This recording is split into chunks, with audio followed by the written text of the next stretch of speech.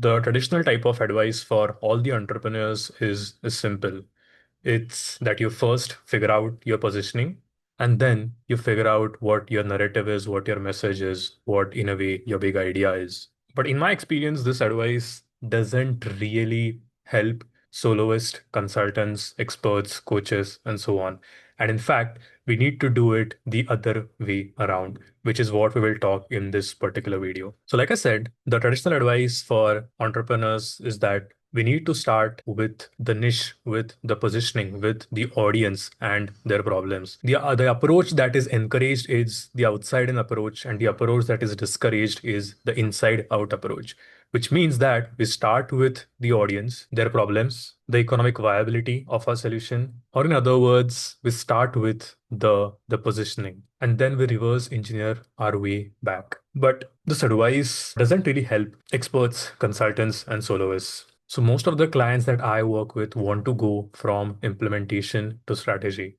So they have been implementing, they have built a good career, they have built a few skill sets, they have a good set of clients, but now they want to go towards offering strategy.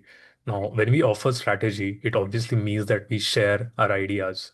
In other words, we are sharing our unique thinking, and this thinking needs to be true to us. It needs to be aligned with what we truly believe in. It has got to be authentic, and we cannot really start from the end goal, but we have to start from what we want to say and then slowly make our way towards the economic viability. Which means that if you are an expert who wants to go from implementation to strategy, the outside in approach will actually restrict you. A better approach is the inside out approach, which means that we start with our frustrations, with our point of view, with our perspective, with our big idea, and then find the audience, the right audience. In other words, we go towards a very crisp positioning afterwards. So if this is the traditional thinking of starting with positioning and then developing your narrative, I am proposing the exact opposite route, which is that we first start with the big idea and then slowly make our way towards positioning.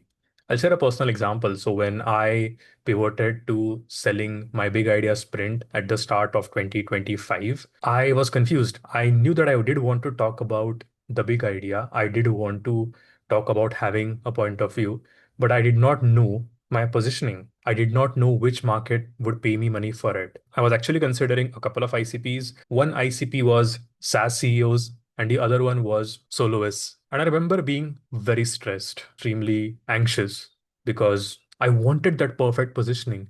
I wanted to know if my service is for SaaS CEOs or if it's for soloists. So this journey as we go from the big idea to positioning is actually very uncertain. We don't know who the audience is. We don't know what problem we solve for them. And we don't know if there is economic viability, which means that we don't know if the problem is painful enough for them to actually invest in solving it. We could take the other route, right? We could really start with specific audience, with a specific positioning. I have seen that it creates stress as well. So which kind of stress do you want to really commit to? Do you want to stay true to your perspective, something that you really, really believe in, and then find the market for it? Or do you want to commit to a very specific audience, which could be scary because you might not have enough evidence if that is the audience that you like, if that is the audience that will pay you money? But there are people who suggest this approach and it actually works. So it's just about making the right choice. I am obviously biased towards going from the big idea to positioning because life is short, and as we go from implementation to strategy, we cannot really commit to ideas, or we cannot really commit to a perspective which doesn't belong to us, which we don't believe in.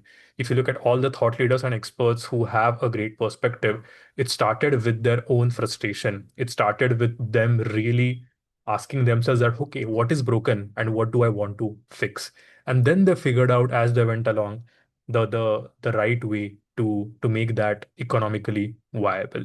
So you can't really fake that frustration and you can't fake that perspective. So why not start there and then go towards the market? But like I said, it comes at a cost. It's hard because you have to take this journey. And the question really is, are you willing to sail through that uncertainty, to create content, to work with different clients, to try different offers, and then see which one sticks, which one, which audience is the one that you want to serve, which is the audience that you actually like, what is the problem that you solve for them, and so on. Big idea comes first, positioning comes later. Thank you.